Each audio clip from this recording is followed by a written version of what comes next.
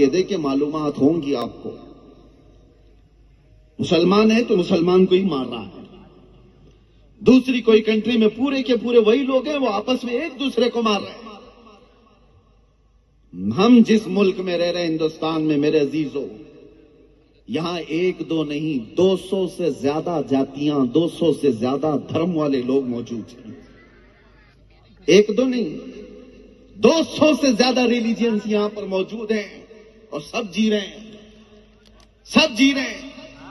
اور یہ سرکار غریب نواز کا، ان کے آستانے کی برکت کا میں یہ کھل کر کے اظہار کرتا ہوں کہ جتنے کھل کر آزادی کے ساتھ آپ اپنے دین پر اس زمین پر عمل کر رہے ہیں، دوسری جگہوں پر اتنے آسانی سے عمل بھی نہیں ہے.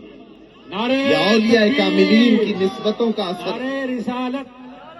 یہ اولیاء کاملین کی نسبتوں کا اثر ہے.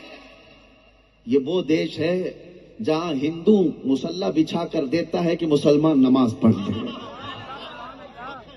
کیا یہ دیش نہیں ہے؟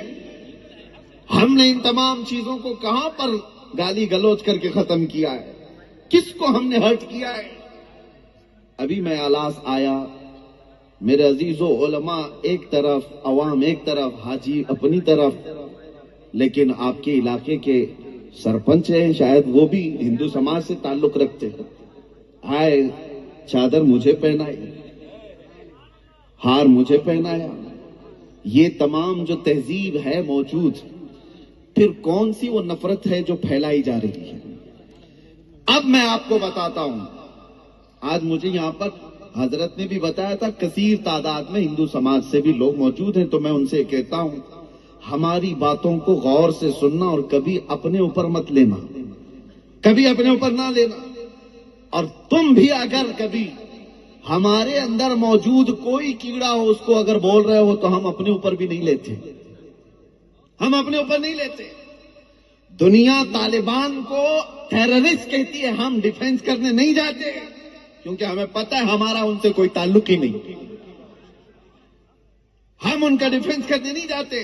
ہم صوفیہ کی جماعت سے تعلق رکھتے ہیں، وہ اولیاء کاملین کی جماعت سے تعلق رکھتے ہیں.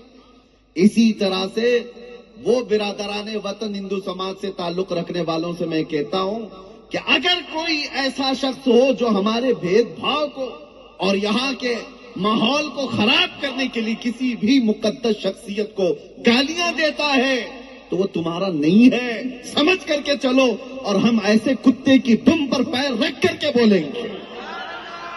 کیوں؟ اس لیے نہیں کہ وہ صرف گالی دے رہا، اس لیے کہ وہ دیش کا ماحول خراب کر رہا ہے، پورے دیش کا ماحول خراب کر رہا ہے. اور ایسی جگہ پر ہم جو بات کرتے ہیں تو اسی لیے دنیا کو یہ ہمارا چہرہ پیش کیا جا رہا ہے کہ یہ بھڑکاؤ بھاشن کرتا ہے. بھڑکاؤ بھاشن. کینسر کا علاج کرنے کے لیے اگر پھوڑی کو کاٹنا پڑے تو ڈاکٹر جو ہے وہ قاتل نہیں کہلاتا،